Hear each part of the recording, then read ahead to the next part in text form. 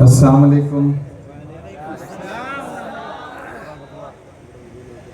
दारुल हुदा Islamic university का ये तारीखी कैंपस और सिबाक फेस्टिवल ऑफ कल्चर्स के इस प्रोग्राम में पहली बार हाजिरी हुई है।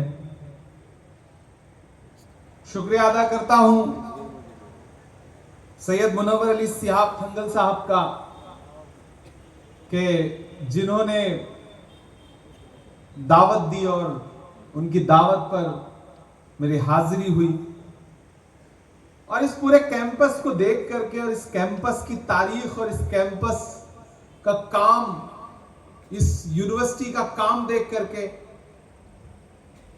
मैं बहुत शुक्रिया अदा करूंगा डॉक्टर बहाउद्दीन नदवी साहब का कि ख्वाब जो उन्होंने देखा और उस ख्वाब को ताबीर में बदलने का काम किया। तो एक जोरदार ताली मुनव्वर अली साहब के लिए और बहाउद्दीन साहब के लिए। ये वो बड़े लोग हैं जिन्होंने एक तालीम का दरख्त लगाया है जो हिंदुस्तान के अलग अलग शहरों में, अलग अलग सूबों में रोशनी दे रहा है।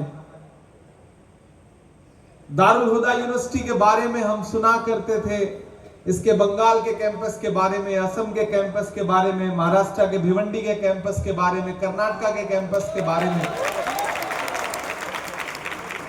और मैं मुंतजिर था कि कभी मेरी हाजिरी होगी तो मुझे अच्छा लगेगा यहाँ के स्टूडेंट से मिल करके।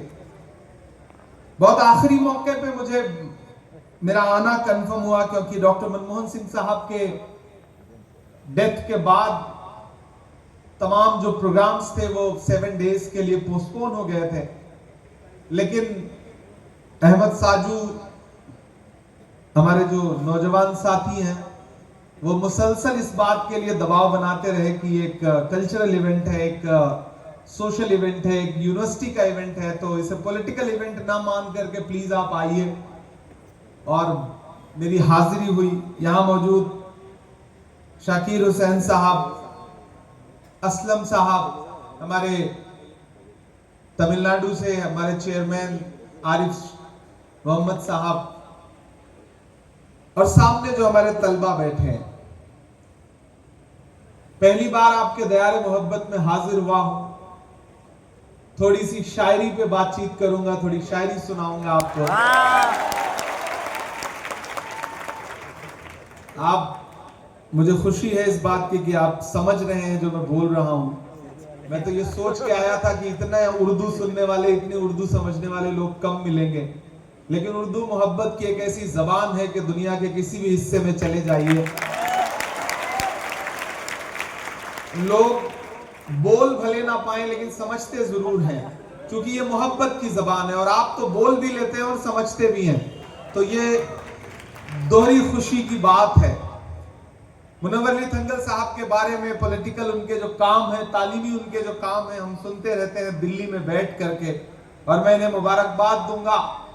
अभी याद होगा आपको कि 2 दिन पहले महाराष्ट्र के एक मिनिस्टर ने यह कहा कि केरल तो मिनी पाकिस्तान है, केरल से नफरत भरा एक बयान दिया। मैं तो उससे कहता हूं कि एक बार दारुल हुदा यूनिवर्सिटी में आ जा और यहाँ के स्टूडेंट से मुलाकात कर, तो तुम्हें समझ में आएगा कि पढ़े लिखे लोगों के बीच में बैठ करके वतन और वतन की मोहब्बत क्या होती है, वो दारुल हुदा यूनिवर्सिटी तुम्हें सिखाएगी। दोस्तों, पहली बार आया हूं, मैं थोड़ी सी शायरी सुना दूं, वापस जाना है, फ्लाइट भी पकड़नी है। और शाजू साहब कह रहे हैं आप बिल्कुल फिक्र मत करिए, हम फ्लाइट आपको जरूर पकड़ा देंगे। मैं 4 मिसरे पढ़ता हूं पहले। इस शहर से था एकदम अनजान चलाया, बनने के लिए दिल का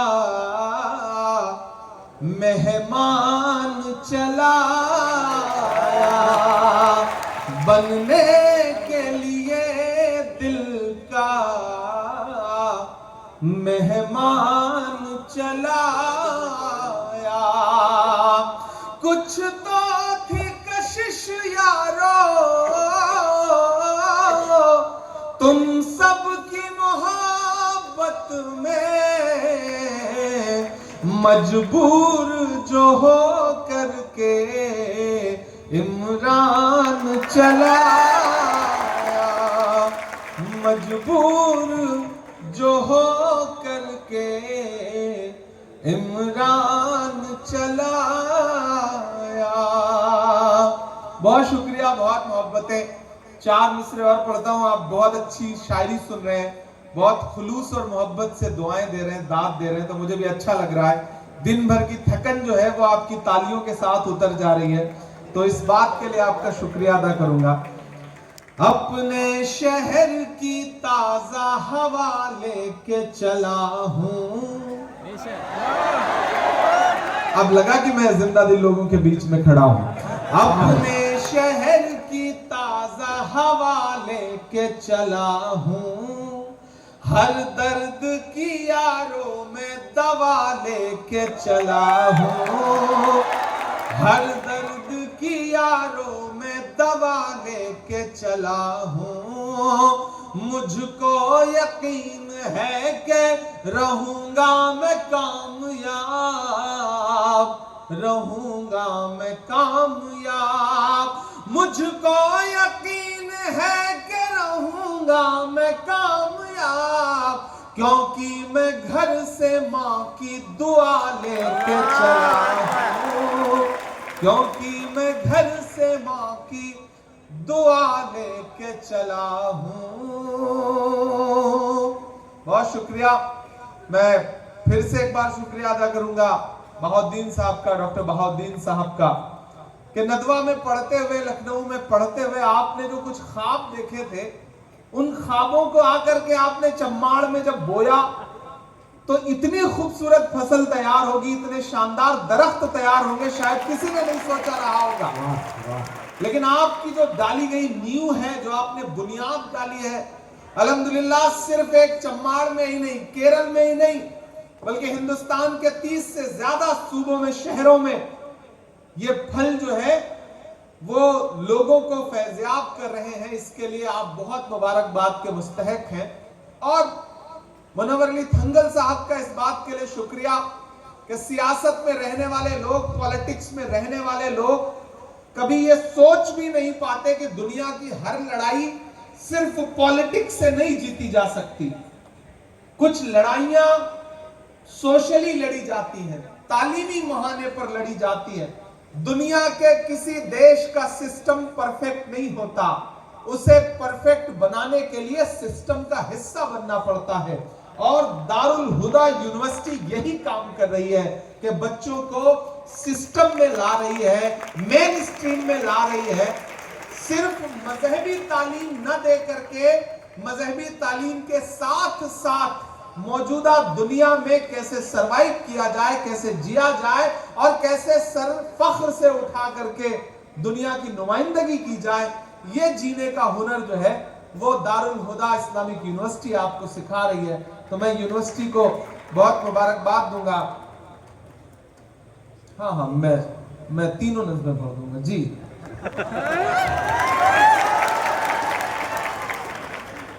ये मुझसे मुसलसल कांटेक्ट में रहे और यूनिवर्सिटी में आने को लेकर के लगातार इनके कम से कम 200-250 फोन तो मुझे पिछले 1 हफ्ते में आए होंगे। कभी कभी तो मैं परेशान हो जाता था, मैं किसी मीटिंग में बैठा हूँ, कहीं बैठा हूँ, लेकिन इनका फोन जरूर आता था। माशाल्लाह सेहतमंद आदमी है, अल्लाह ने सेहतमंद रखे। बहुत अच्छा आप सुन रहे हैं। मेरे पास जो वक्त है मैं कोशिश करता हूँ कि उतनी देर में आपको कुछ सुना सकूं, बेहतर सुना सकूं। कि जख्म पर जख्म खा के निकले हैं हाँ, मगर मुस्कुरा के निकले हैं। मेरे नौजवान साथियों, आप जैसे ही किसी एक गांव से वहां से निकल करके, मैं जब ग्रेजुएशन से पहले की जो मेरी पूरी पढ़ाई रही है, हाई स्कूल, +2, मैं 12 किलोमीटर साइकिल चला के पढ़ने जाता था, क्योंकि मेरे गांव में कोई कायदे का स्कूल नहीं था। मैंने कभी सपना भी नहीं देखा रहा होगा कि मैं हिंदुस्तान की पार्लियामेंट में खड़ा होकर के आपकी आवाज बन के बोलूंगा। ये सफर अगर अल्लाह ने मुझसे तय करवाया तो मेरी शायरी की वजह से तय करवाया। जब मैं हिंदुस्तान के अलग अलग शहरों में अलग अलग सड़कों पर खड़ा होकर के आपकी आवाज बन के बोलने लगा, अल्लाह ने मुझे जो मेरी शायरी का हुनर दिया, उस शायरी का इस्तेमाल मैंने महबूबा के जुल्फ और आंचल पे शेर कहने के लिए नहीं किया। मैंने उसका इस्तेमाल मदरसों की सच्चाई बयान करने के लिए, नज्म कहने के लिए किया। जब अल्लाह ने मुझे शायरी कहने का हुक्म दिया, हुनर दिया, तो मैंने सबसे पहले फलस्तीन के लिए नज्म लिखी, मैंने कश्मीर के लिए नज्म लिखी, मैंने मजलूमों के लिए नज्म लिखी जिन्हें लिंच करके मार दिया गया। तो ये आपने कभी किसी मासूम लम्हे में मेरे लिए अपने मुसल्लों पे बैठ के दुआ की, उसके सदके में ये हुआ कि एक दिन हमारे महबूब नेता राहुल गांधी ने मेरा हाथ पकड़ा और कहा कि जिस लड़ाई को सड़क पर लड़ते हो, जिस आवाज के साथ हिंदुस्तान की सड़कों पे बोलते हो, उसी आवाज को लेकर के हिंदुस्तान की पार्लियामेंट में जाओ और वहां खड़े होकर के बोलो। तो मैं उनका भी शुक्रिया अदा करता हूं। एक दिन हम पार्लियामेंट में थे और आवाज उठा रहे थे, 146 एमपीज एक साथ सस्पेंड किए गए। आपके भी 2 एमपी थे उसमें राज्यसभा में, वहाब साहब और हारिस साहब। 146 एमपीज एक दिन में पार्लियामेंट की हिस्ट्री में फर्स्ट टाइम हुआ कि सस्पेंड कर दिए गए। जब मैं बाहर निकला तो मीडिया के साथी खड़े थे, उन्होंने कहा कि हो गए सस्पेंड, बड़ा तंज करके। तो हमने मीडिया के साथियों से कहा कि अगर आज हम सस्पेंड ना हुए होते तो खुद की नजरों में गिर जाते। हमें यह लगता कि हमारा नाम बुज़दिलों में शुमार किया जा रहा है, बहादुरों में नहीं। हम सस्पेंड होकर के आए हैं क्योंकि हम सच्चाई के लिए आवाज उठा रहे थे पार्लियामेंट में, और हुकूमत को यह पसंद नहीं है कि सच्चाई के लिए बोलने वाली आवाजें और बुलंद हो सके। तो उन्होंने कहा शायरी की आवाज में बताइए। मैं शायर हूं, मैंने शायरी के लहजे में एक नज्म कही, वो आपको सुनाता हूं कि जख्म पर जख्म खा के निकले हैं।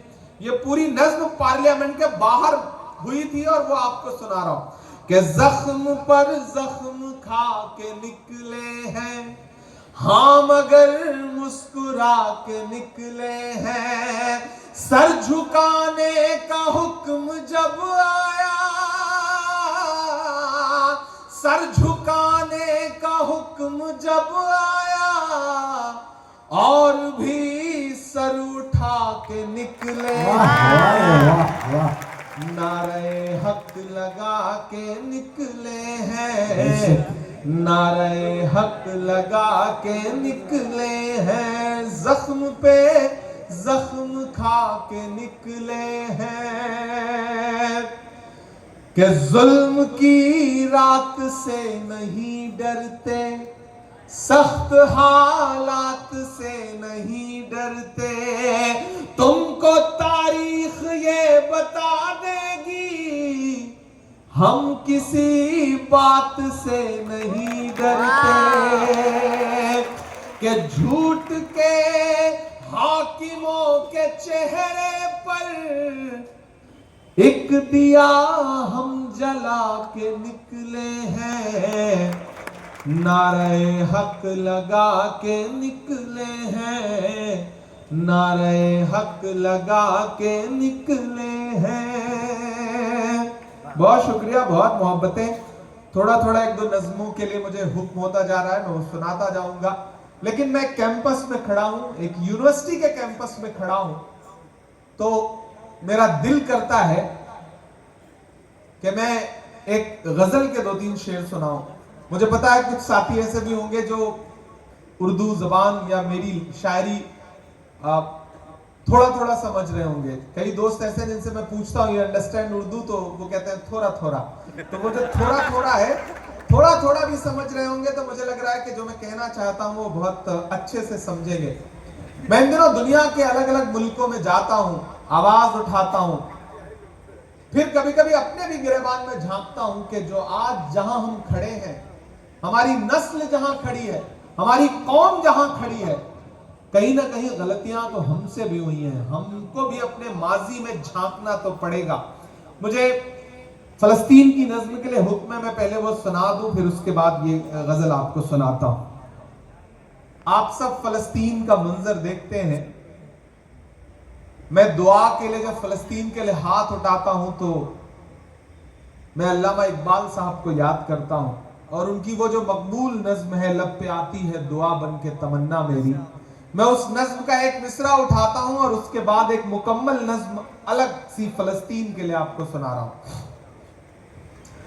लब पे आती है दुआ बन के तमन्ना मेरी, लब पे आती है दुआ बन के तमन्ना मेरी, सुन ले तू आज ये फरियाद खुदाया मेरी, लब पे आती है दुआ बन के तमन्ना मेरी। तेरे महबूब ने जिस सिमत किए थे सजदे, तेरे महबूब ने जिस सिमत किए थे सजदे, हुक्म से तेरे वो असहाब नबी के सजदे, हुक्म से तेरे वो असहाब नबी के सजदे, सैकड़ों गम लिए सीने में है गमगीन खड़ा, सैकड़ों गम लिए सीने में है गमगीन खड़ा, अब फकत तेरे भरोसे है फलस्तीन खड़ा, अब फकत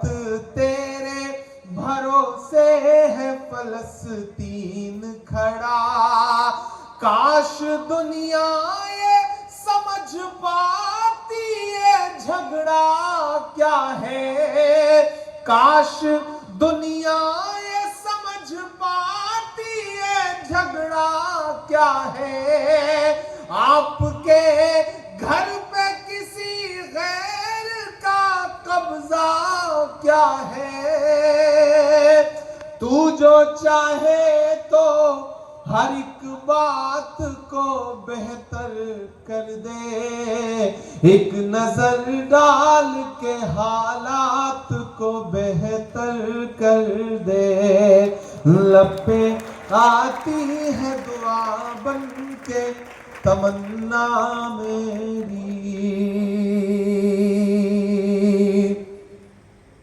कि अब कहीं भी नहीं सुनवाई है मेरे मौला।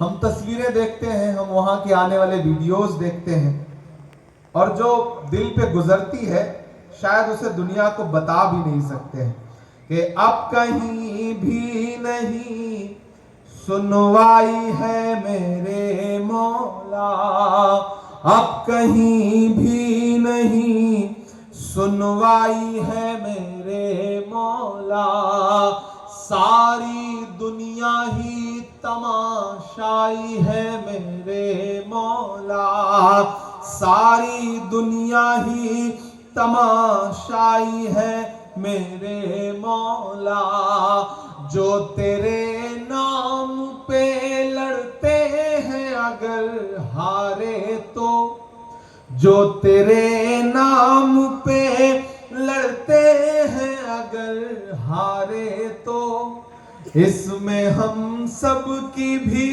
रुसवाई है मेरे मौला, उनकी उजड़ी हुई बस्ती की सदाएं सुन ले, है खुदा क़िबला अव्वल की दुआएं सुन ले, तू जो चाहे तो बुरा वक्त भी टल जाएगा, रात की कोख से सूरज भी निकल आएगा, लब पे आती है दुआ बन के तमन्ना मेरी। मैं आखिरी बंद पढ़ता हूं इस नज्म का। और डॉक्टर बहाउद्दीन साहब, इस नज्म का जो पहला मिसरा हुआ, एक दिन एक तस्वीर मेरी आंखों के सामने आई कि एक फादर, एक वालिद है, वो बेचारा, उसके हाथ में, इन दो हथेलियों पे उसके बच्चे की लाश थी। शायद वो 4-5 दिन का बच्चा रहा होगा बमुश्किल। इजराइल ने जब बम गिराया तो उस बम धमाके में उस बच्चे के चीथड़े उड़ गए थे। मैंने ये मिसरा कहा, बहुत रोया मैं इस मिसरे को कहते हुए कि दुध मुहे बच्चों के भी ख्वाब हुआ करते हैं, दुध मुहे बच्चों के भी ख्वाब हुआ करते हैं, जंग करने के भी आदाब हुआ करते हैं, जंग करने के भी आदाब हुआ करते हैं। हम नहीं कहते हमें कोई पैगंबर दे दे, हम नहीं कहते हमें कोई पैगंबर दे दे, जो फकत तेरे ही आगे झुके वो सर दे दे, जो फकत तेरे ही आगे झुके वो सर दे दे। लश्करे फील जहालत पे उतर आया है। यहां से वहां तक मुझे आपकी दुआएं मिले, आपकी दुआएं उन मासूम बच्चों तक जाएं। इमरान ये दुआ के तौर पे ये मिसरे पढ़ रहा है कि हम नहीं कहते हमें कोई पैगंबर दे दे, जो फकत तेरे ही आगे झुके वो सर दे दे।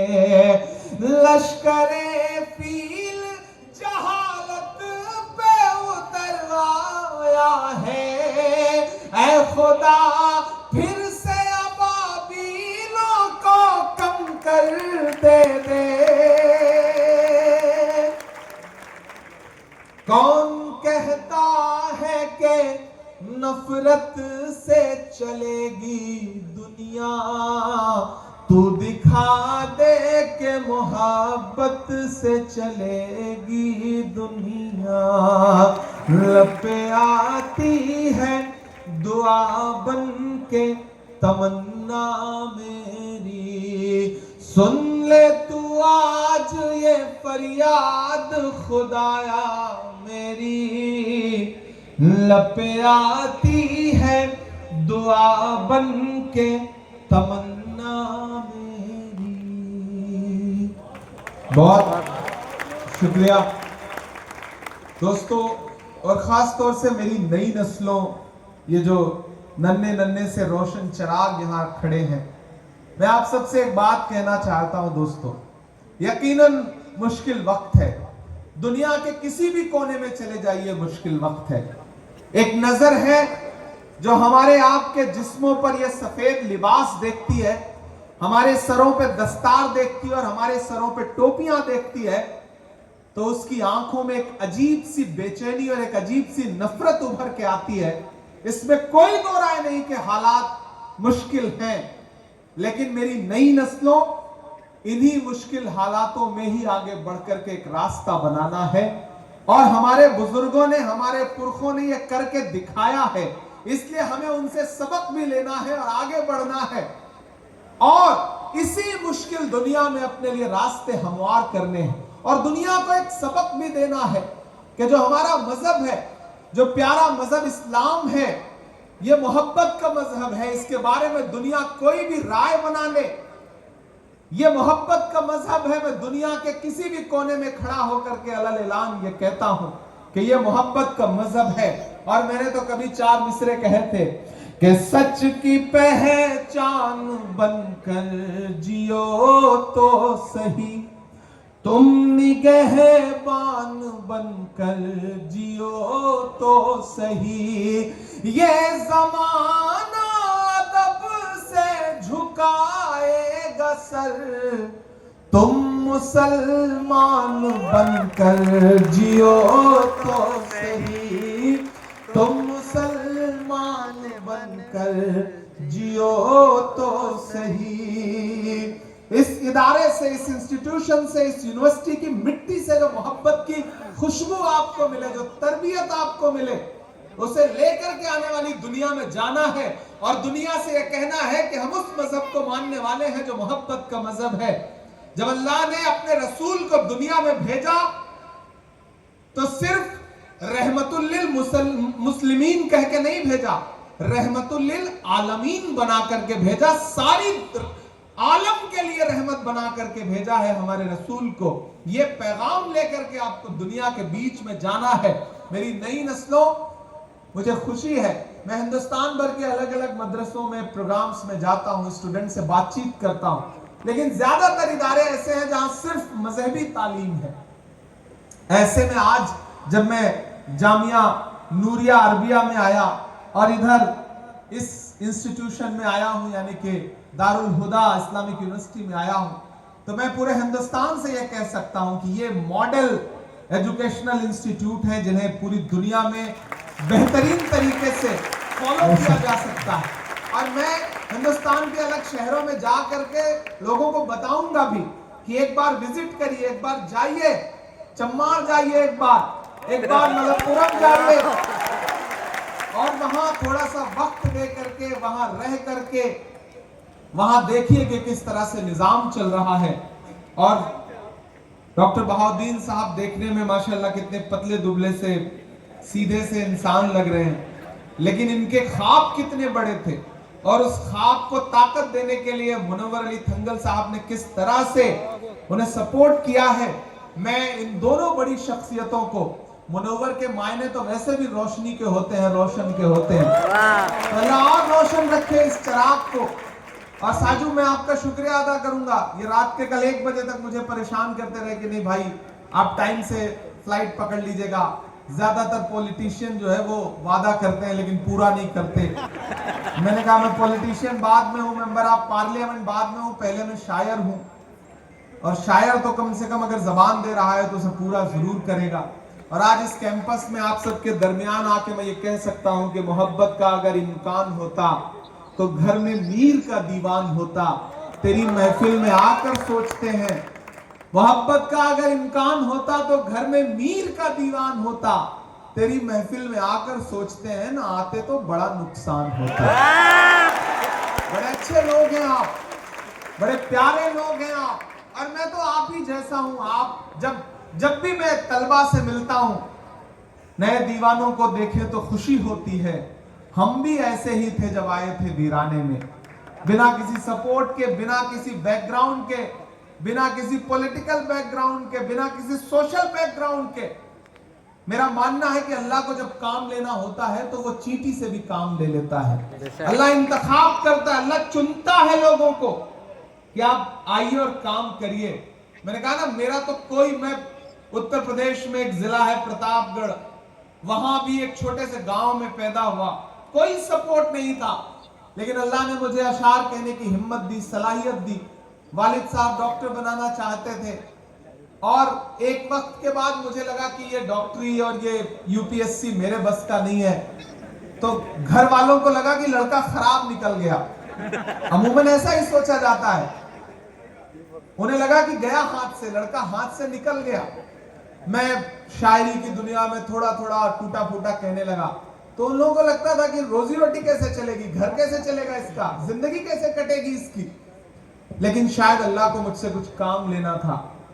अल्लाह ने पहले शायरी की दुनिया में, मुशायरों में मकबूल किया और मैं आपकी आवाज बन के पूरी दुनिया में गया। लोग मुझसे कहा करते थे कि इमरान, कोई सपोर्ट नहीं है, डरा करो, हुकूमतें बहुत खतरनाक हैं, डरा करो। तब मैं उनसे कहता था कि मोहब्बत कौन करता है, सियासत कौन करता है। मोहब्बत कौन करता है, सियासत कौन करता है, मुझे मालूम है मेरी हिफाजत कौन करता है। मुझे मालूम है मेरी हिफाजत कौन करता है। और हम ही ने लाज रखी है बुजुर्गों की यहाँ, वरना सभी टुकड़ों पे पलते हैं, बगावत कौन करता है। मैं बगावत करने के लिए आया था। मैं हुकूमतों की आंख से आंख मिला करके जब बोलने लगा तो एक वक्त ऐसा आया कि अल्लाह को मुझे मेंबर ऑफ पार्लियामेंट बना करके देश की सबसे बड़ी पार्लियामेंट में पहुंचाना था। और मैं आपको यकीन दिलाता हूं और आपसे यह कह के जाता हूं मेरी नई नस्लों कि अगर इमरान प्रतापगढ़ी जैसा कोई लड़का हिंदुस्तान की पार्लियामेंट में पहुंच सकता है तो यहां बैठा भी कोई लड़का हिंदुस्तान की पार्लियामेंट में पहुंच सकता है। अपने सपने बड़े करो, अपने ख्वाब बड़े करो और जिस भी फील्ड में जाओ, अल्लाह जिस भी फील्ड में ले जाए उस फील्ड में टॉप पे पहुंचने की हिम्मत करो, उसके लिए कोशिश करो, जद्दोजहद करो, अच्छे सपने देखो, बड़े सपने देखो और उन सपनों को पूरा करने के लिए सच्चाई और नेकी के साथ आगे बढ़ो। अल्लाह तुम्हारी मदद करेगा। अल्लाह समंदरों में भी रास्ता बनाने वाला है, इसमें कोई दो राय नहीं है। अगर डॉक्टर बहाउद्दीन साहब का देखा गया ख्वाब इतनी बड़ी बिल्डिंगों और इतने बड़े इंस्टीट्यूट के तौर पे खड़ा हो सकता है तो यहां से निकला हुआ बच्चा भी बाहर जाकर के इंस्टीट्यूट खड़ा कर सकता है, तालीमी इदारे खड़ा कर सकता है, सोसाइटी को बदल सकता है। क्योंकि जो मौजूदा वक्त है इसमें तालीम के अलावा कोई और चारा नहीं है। इस बात को समझ लो, कोई और चारा नहीं, आपको ये बात समझनी पड़ेगी कि वक्त की ये जरूरत समझ लो, बिन पढ़े अब गुजारा नहीं है। वक्त की ये जरूरत समझ लो, बिन पढ़े अब गुजारा नहीं है। ना कोई रहनुमा ना हुकूमत, कोई भी अब तुम्हारा नहीं है। ना कोई रहनुमा ना हुकूमत, कोई भी अब तुम्हारा नहीं है। इब्तिदा लफ्ज़ इक़रा से यारो, जिसके कुरान की हो रही हो, कौम ऐसी भी रह जाए जाहिल, ये खुदा को गवारा नहीं है। कौम ऐसी भी रह जाए जाहिल, ये खुदा को गवारा नहीं है। और एक शेर बड़ा सच्चा सा कि तुम पढ़ो और पढ़ कर लिखो सब, वरना तारीख बदली मिलेगी। बेशक, बेशक। एक सुबह हम सो के उठते हैं तो पता चलता है कि इलाहाबाद अब इलाहाबाद नहीं है।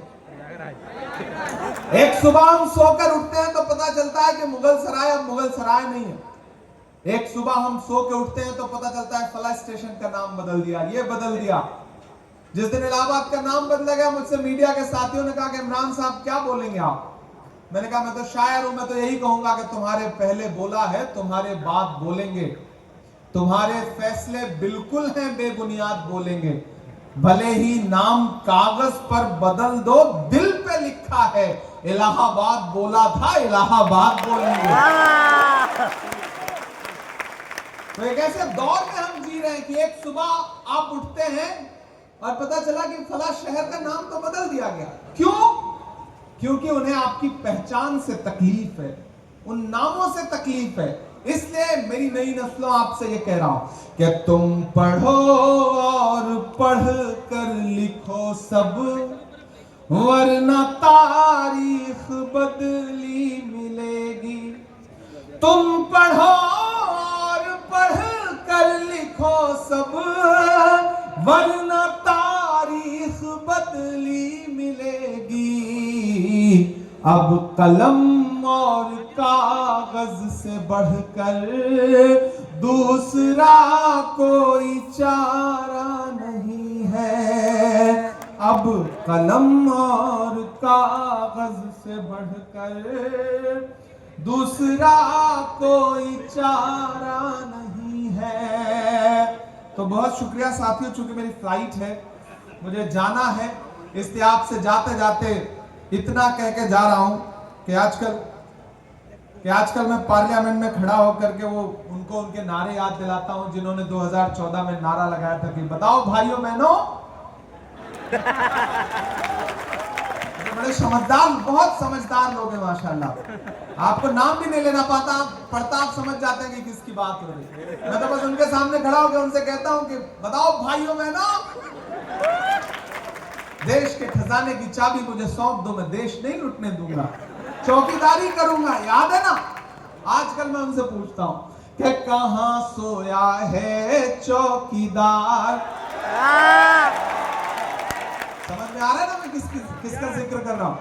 तो इधर जो साथी खड़े हैं, दुआओं से मेरा दामन भर के मुझे विदा करेंगे। बड़ी लंबी सी फ्लाइट पकड़ के आया, कोयम्बटूर लैंड किया, फिर वहां से बाई रोड चल के आया, फिर जामिया नूरिया अरबिया में गया, फिर इतनी दूर यहाँ आया, अब फिर जा रहा हूँ सीधे एयरपोर्ट फ्लाइट पकड़ूंगा, फिर दिल्ली लैंड करूंगा। नाश्ता भी दिल्ली में किया, खाना भी जाके दिल्ली में खाऊंगा। साजू ने आज दिन भर भूखा रखा है, इसके लिए इनका शुक्रिया भी अदा करता हूँ। इनकी भी आदतें नरेंद्र मोदी जी से मिलने लगी हैं, ना खाते हैं ना खाने देते हैं। कहां सोया है चौकीदार, कहां सोया है चौकीदार, गैस सिलेंडर की कीमत भी 1000 के पार। कहां सोया है चौकीदार, कहां सोया है चौकीदार। और ताली तो इस लाइन पे बजाना, जाए दिल्ली तक आपकी तालियों का शोर जो मैं पढ़ने जा रहा हूं कि कहां सोया है चौकीदार, कहां सोया है चौकीदार। विजय माल्या नाक के नीचे से हो गया फरार। कहां सोया है चौकीदार, कहां सोया है चौकीदार।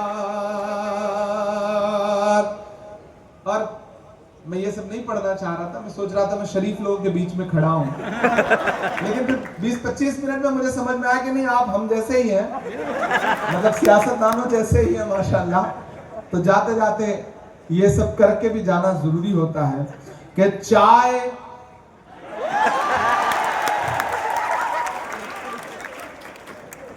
चाय बेचने वाला पूरा भारत बेच रहा है।